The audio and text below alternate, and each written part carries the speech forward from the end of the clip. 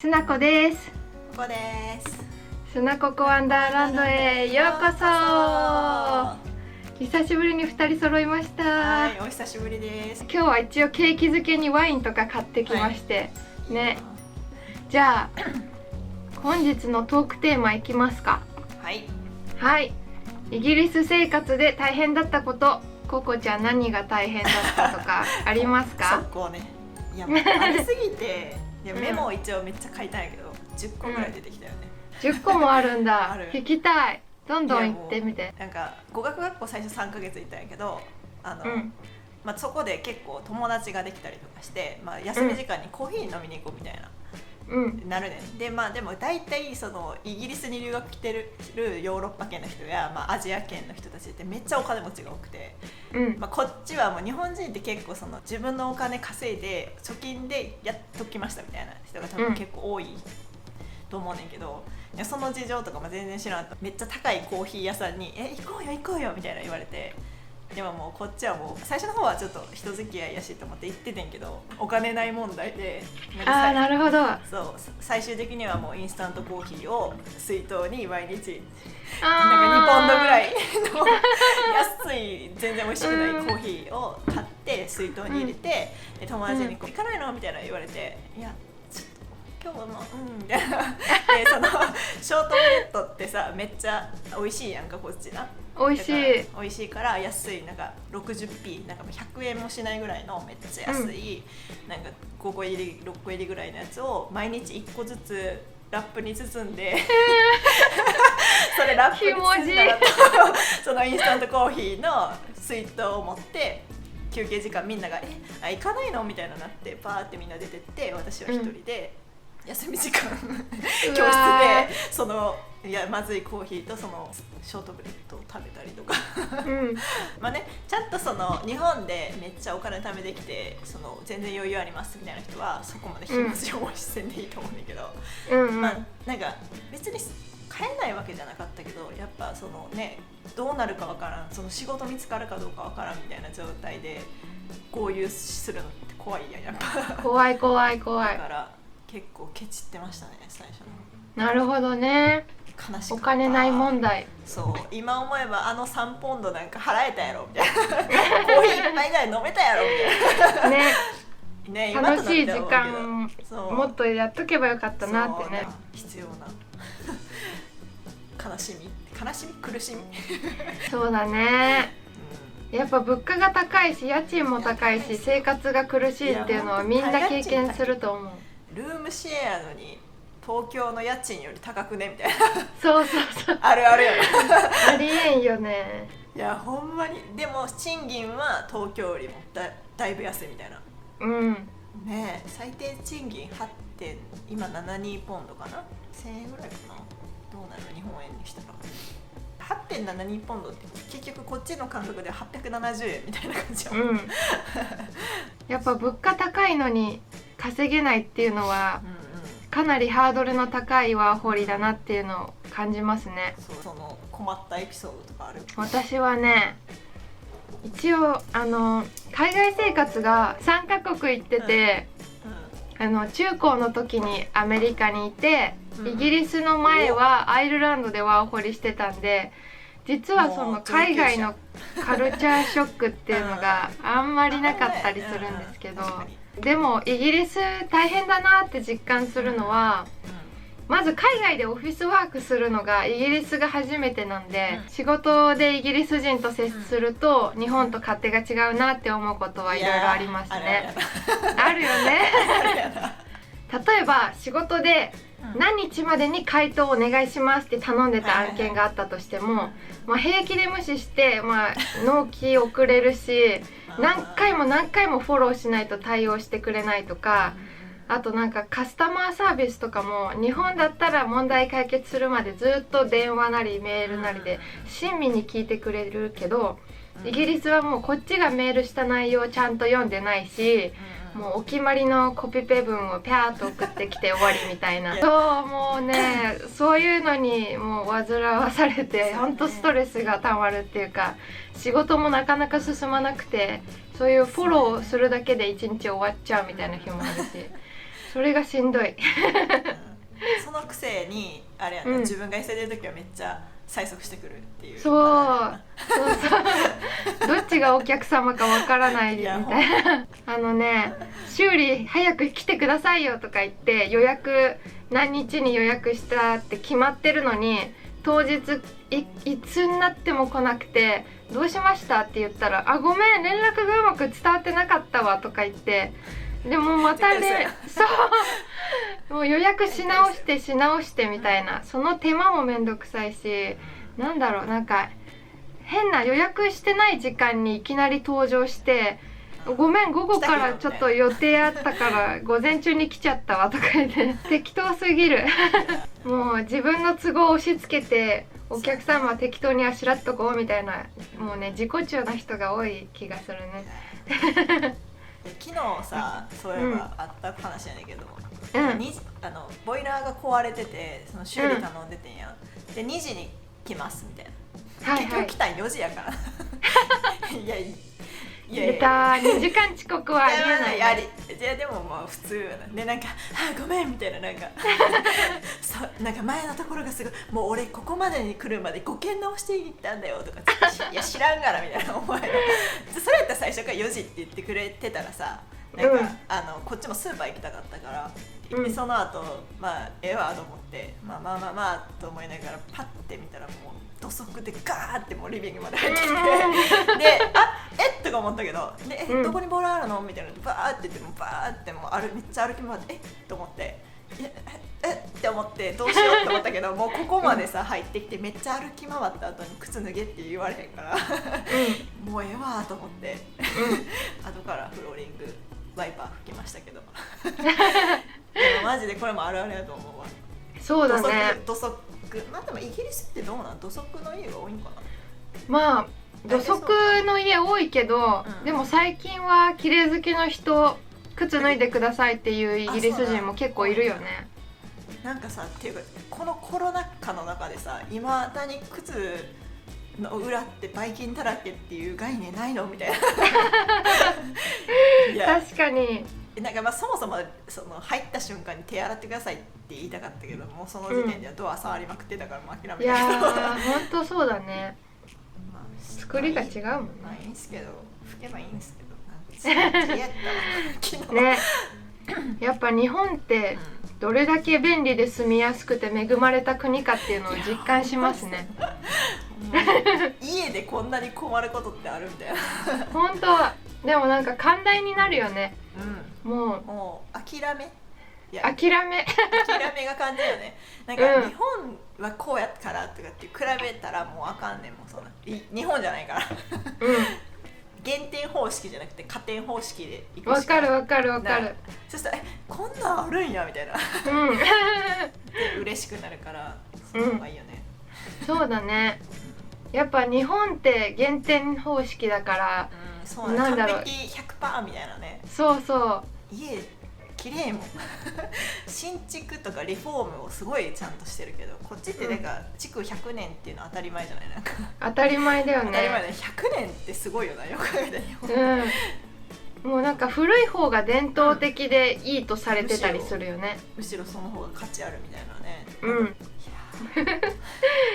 大変な思い してきましたねまだまだありますよどんどん言ってください。もうじゃあ家つながりで、ここ引っ越す前の家の大家がマジでもう最悪やって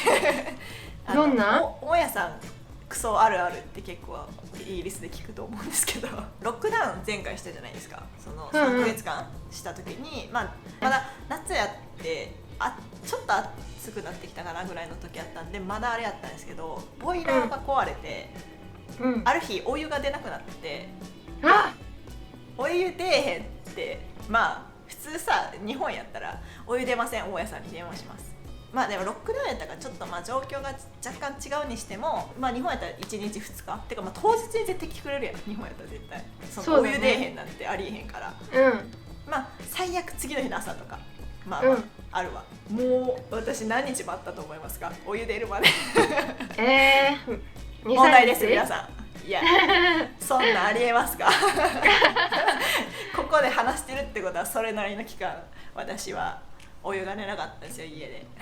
お湯が出ない、なんかお湯出ない、シャワー浴びれないですよ。そうだよね。冷たい水ですよ。例えば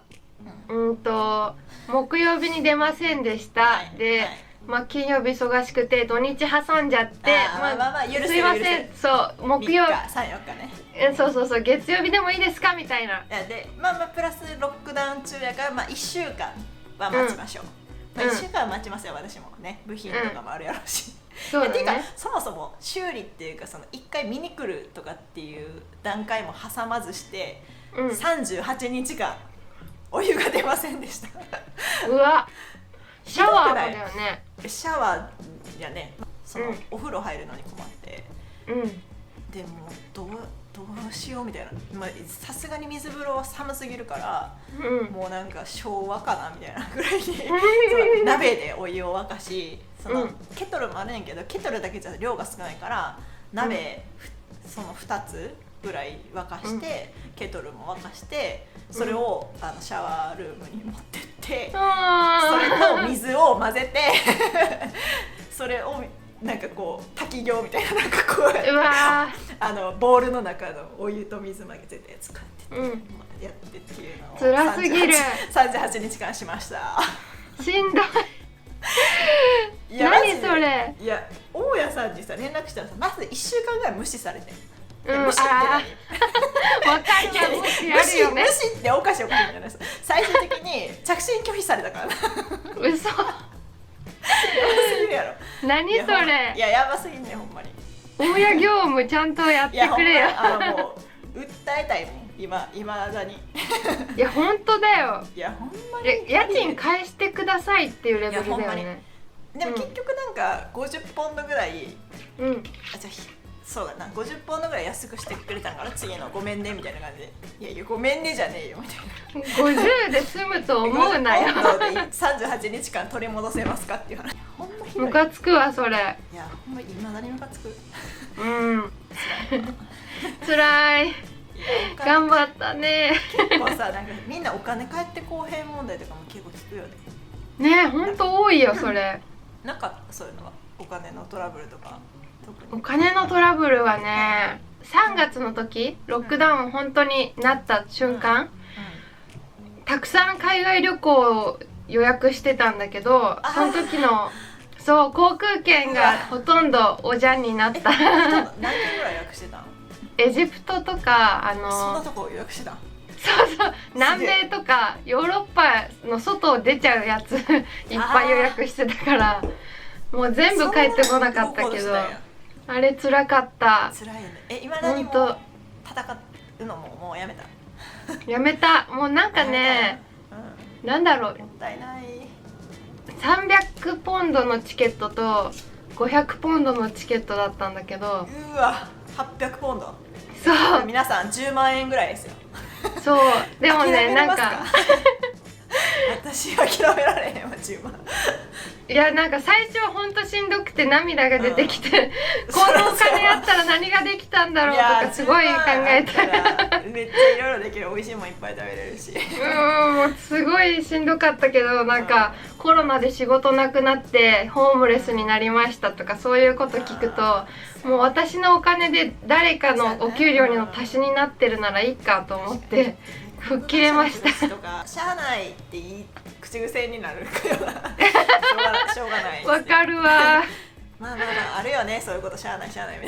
な。そう言いがち。本当諦めが肝心。そう諦めが肝心。でもさ、なんかさ、イギリスって私思ったのが悪いことばっかり言ってるけど、なんか、言って日本のものって結構買えたりするやん。その日本の食材やったりとか。で、他の国に多分比べて駐在でいらっしゃってる方がすごい多いから、なんかちゃんとしたものが割と買える。食材とか。ロンドンなら割と大丈夫。ロンドンは全然多分日本食屋もめっちゃあるし、だって焼肉屋さんとかもある。私焼肉大好きやから焼肉屋さんそうあるのとか。だって他の国で焼肉屋さんってないんじゃん。焼き鳥屋さんないよね。焼き鳥屋さんもあるよね。多分高いと思うけど行ったことないけどあったり。そうだね、焼き鳥はそれなんか、うんうん、日本食屋さんとかっていうのなんか大雑把ラーメンとかっていうの多分なんかいろんな国もあると思うんだけど、そういうなんか焼肉焼き鳥とかそういうすき焼きみたいな、なんかそういうのあるのはロンドン、まあニューヨークとか多分そういう大きい都市しかないんちゃうかなみたいな。そうだね、やっぱりお金出せばそれなりのものが食べれるし、ね、割と困らないよね。困らないね。うん。とは思うんですけど、まあね、いっぱいまだまだ文句はありますよね。出てくる出てくる。出てくるよね。なんかその家エピソードの続きでちょっともうちょっと遡ります。私なんかまあ諸事情によりいろいろ引っ越しをね。4回したんかな。一時的にその3ヶ月間ぐらい住む家が欲しかった。うん。どこ泊まろうと思ったけど、家賃そのなんか数ヶ月で受け入れてくれるところがないから、1日いくらみたいな、その日本人オーナーがやってる1日いくらみたいなところに行こうと思って、働き始めたばっかでお金なかったから、とりあえず1ヶ月分だけ払ってて、であと3ヶ月住みますみたいな感じでは言ってて。お金払うまでは確定じゃないんで予約入る可能性ありますよみたいな。ただしその今いる人優先なんで、そのもし入りそうやったらご連絡しますねみたいな感じのところやって、あ、いいやんと思って、でもうそこの家もすごい良かったし立地も良かったから、もう楽しく過ごしてて、で次の給料入って700ポンドぐらいな2日間ぐらいに分けて一生懸命下ろしてそれをで払いますってなって払おうと思って連絡したら、いやもう予約埋まってるんでみたいな言われて、みたいな、みたいな、700ポンド下ろしてたしなんか前もって言ってくるって言ったよみたいな、いやちょっとちょっといろいろ事情ありまして、貸し切りの方が入る予定なんでいついつまでしかみんなあとなんか3人ぐらいおってその家にな、3人ともその何ヶ月間か住む予定してたからみんなもう追い出されるみたいになって家探すの大変やから、エアビーでいいわと思ってエアビー取って、でわーって何日間かしてる間にその大家からやっぱりいいですよみたいな、住んでいいですよみたいな言われて、そのお客さんキャンセルになりましたみたいな言われて、はぁみたいな。でも私もエアビーに入っちゃってキャンセルもできんかってん、なんか結局住めるんかいみたいな。でももうお金払ったから住まれへんし、で引っ越したくもないのに無駄にその数ヶ月間のためだけにまた引っ越してみたいな。うわー、そういうことか。なんかだから日本人のオーナーやからって安心できるとは限らんくて。そうだね。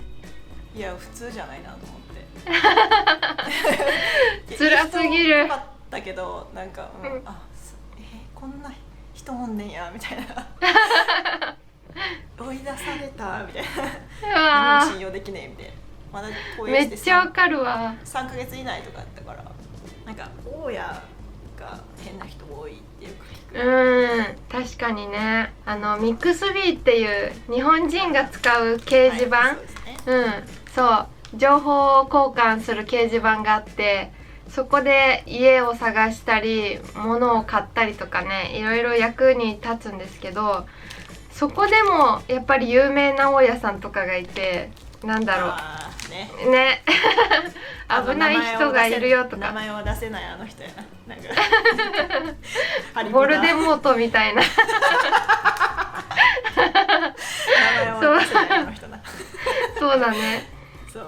やっぱ日本って何にも分かんなくてもとりあえず不動産行っていろいろ相談したら住みたい場所とか予算とかに合わせていろいろ提案してくれたりとか、もう手厚いサポートが受けられるけど、やっぱイギリスにワーホリで来るような子たちって人のコネとかそういうインターネットとか駆使して情報を集めていい物件探して、でやっとたどり着いた家でも大家さんと揉めて退去してみたいな、本当に大変すぎる。でも追い出されることによってさ、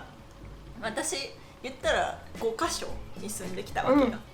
私西以外全部住んでて、北、東、南全部住んできて、西住んでないから全部と言えへんけど、なんかやっぱさ、日本人って北か西によるやん。やっぱ安全ですみたいな、その駐在の方とか家族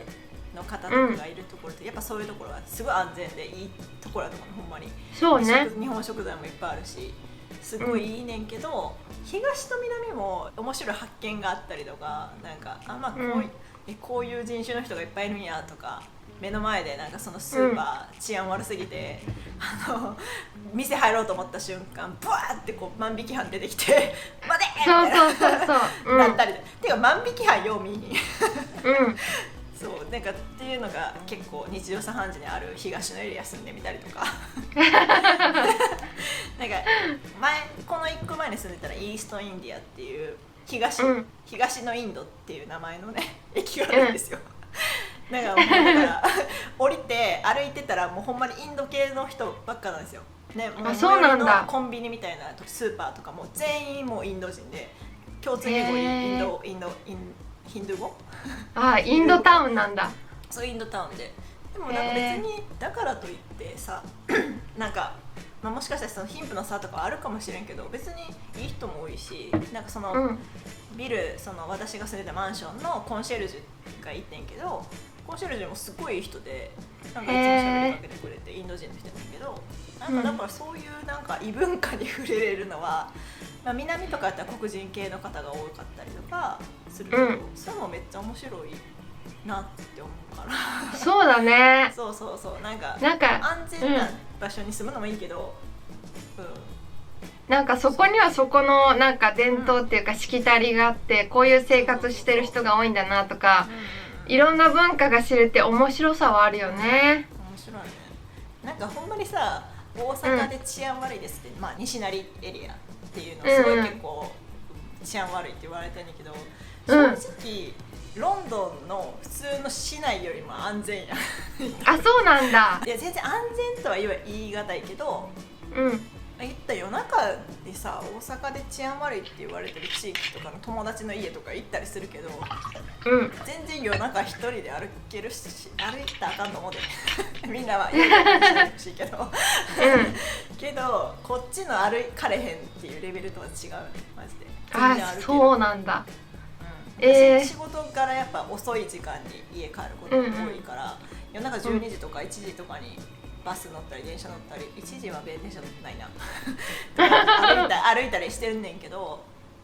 まあ怖いよね怖いよね。その続きで言うなら、私はもう電車の中でその、ホームレスの人みたいな人がいて、乗客がもともと少ない上に夜中12時半とかってこの、乗った時にな、その時になんか明らかにこの人ホームレスだなみたいな、こうお金くださいみたいな感じでいろんな人に喋りかけてる人がおって、うわ怖いなと思っててやんか、そしたら同じ電車にパッて乗ってもって、うわって、しかも同じ車両やって、でパッて見たら、遠くに女の人一人だけしかおらなくて、もうだから言ったらその人と私だけみたいな空間やってさ、でも車両移動しようにとしても移動できん電車やったから、どうしようと思って、イヤホンとかつけてたから、もう下向いて聞こえてないふりしてやんか、でなんかお金ちょうだいみたいな感じでもうずっと言われて、でいや、もう怖いと思って何言っていいか分からんし、怖すぎるし、なんか危害加えられたら怖いから下向いて無視しとってずっと、であまりにも払うみたいな感じでもう聞こえてないんかなと思ったのか分からんけど、ずっと喋りかけてこられたから、いやもうじゃないねんみたいな、もう無視してんねんって分かるやみたいな感じやったけど、あまりにもしつこいからもうそこの席を立ち上がって、私は嫌やったからバッて立ち上がったら、そいつがなんかバーンってこう肘でなんかめっちゃ暴言吐いて、うわーなんか「だよお前みたいな感じでバーンってされて私もう目がキョンキョトンみたいななんかそういう人たちあんま危害加えへんと思ってて、私けど、いや普通に手出されたと思ってうわでもなんかそのなんか肘でバーンってこう押さえつけられただけやから、でそれでバーってどっか行ってん、その人が。だからあれやねんけど、でも同じ空間でさ、他に乗客あと女の人一人しかおらんかったし、いやなんかあんなもう刺されててもおかしくなかったなと思って確かに怖いね、それは。本当に怖い。怖い。だからそれからの教訓は無視しない、ホームレスに声かけられても無視しない方がいいなと思った、確かにそれはあるかも。多分ね、なんか今までその話しかけられてる人とか見るとI'm sorry みたいな、そのちゃんとごめんねみたいな、お金ないんだみたいな感じでちゃんと断ってる人は結構諦めてすぐ行くねんけど、無視してるとしつこいそれある。多分そのやっぱ丁寧にこう返す、こう人に対しては多分そんなことしてこうへんやろから、それからそのお金くださいみたいな感じで多分結構言われるねんけど、道おっても総理っていうようにしてますね。なるほどね。気をつけた方がいい、みんなも。なんか無視して「やっぱないって」とかなんかその強めに言っちゃうと向こうも逆上してくる可能性あるから、何されるか分からへんから、優しく、人には優しく。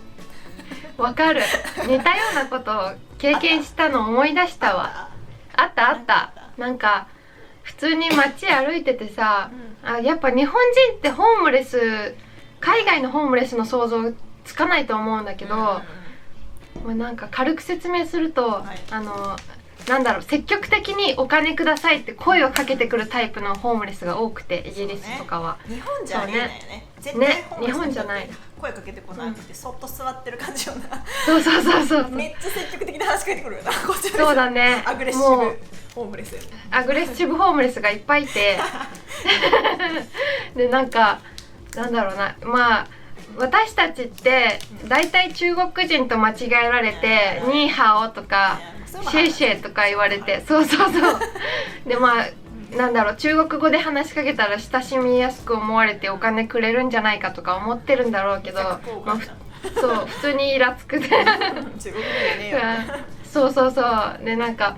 もうまた来たなと思って普通に無視してたら、なんかパッキンチャイナみたいな、すごいめちゃくちゃもうブチギレてきて、そうチャイナじゃないしみたいな、そうだ、なんかめっちゃキレてきて、車道に無理やりドンって押されて、車通ってるのに、もうなんだろう、なんかお前なんかみたいな感じでドンって押されて、車大丈夫だった？そのなんかそう大丈夫だったけど、なんかそういう危険な思いとか、なんかめっちゃなんだろう、唾をブッて吐きかけてくるみたいな人もいるし、そうめっちゃ怖いよね。そう考えると結構そう道端で暴言吐かれるみたいなこともあるよね。あるよね。ある。でも気にしてたら負けやから、もうそこ。やっぱあれだよね。なんか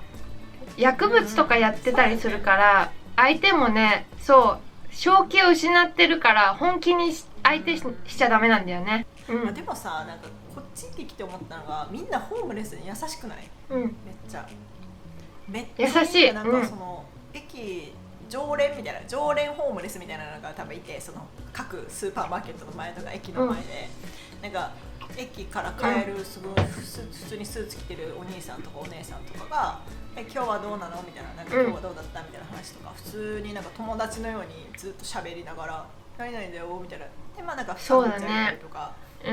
スーパーの前に行ったらみんなな、食べ物あげたりとかお金あげたりとかしてる人結構いるから。やっぱ宗教上の理由でね、隣人に優しくしなさいとか、そういう教えを守ってる人がいるからね。優しい。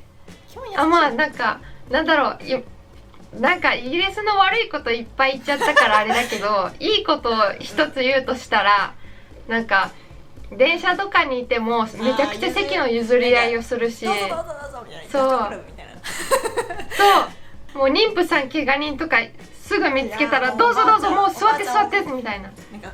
両サイドの2人ぐらい立ち上がるよな。1人しか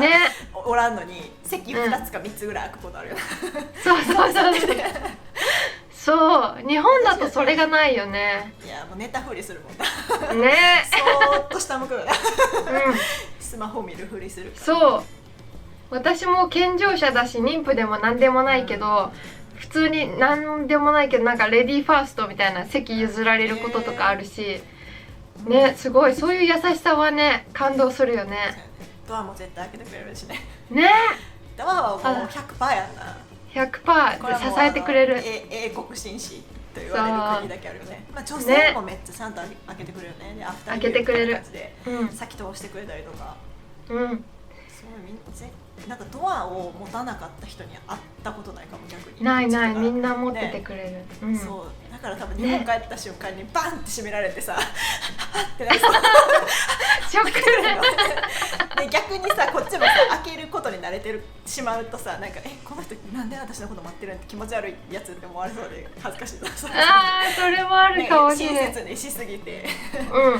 階段とかさ、スーツケース抱えて登ってるとさ、あ、持ちましょうかとかね、声かけてくれる。もうめっちゃみんななんか男の人手伝ってあげたりとかね。ね、でも日本って他人に話しかけないからさ、なんか無関心っていうかね。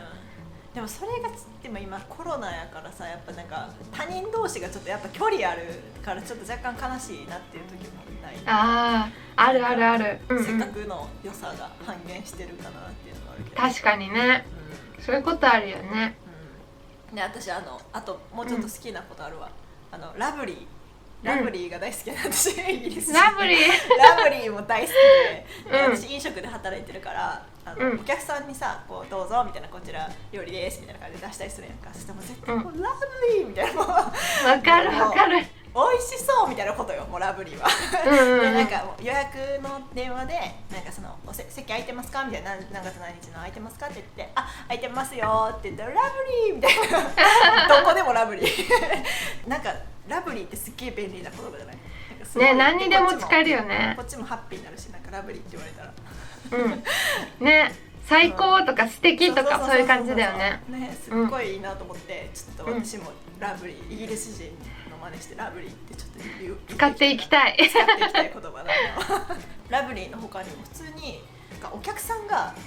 店員さんにめちゃくちゃ対等、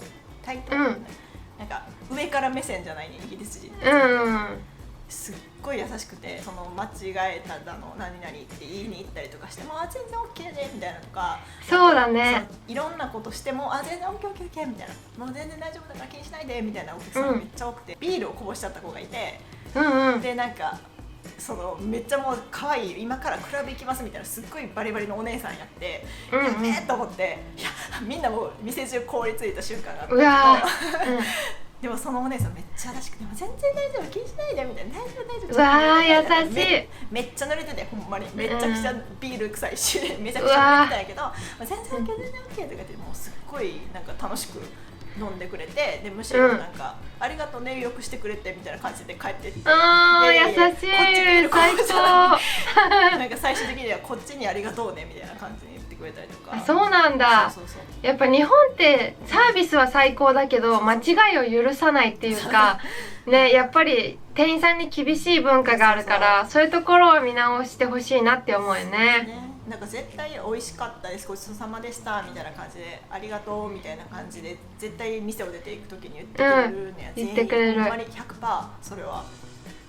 だからすごいなんかいいなって思う、そこはね、それは最高だよね。日本人のやったら、まあ言う人もすごいいると思うし、ごちそうさまでしたって言って店出たりとかするのは全然あると思うんだけど、その数が全然違う。100% って感じ、それ言ってくれるのは。確かにね、感謝の気持ちを伝えてくれるよね。で全然そのなんか店員さんバカにしてないというか、ね、フレンドリー、すごいなんか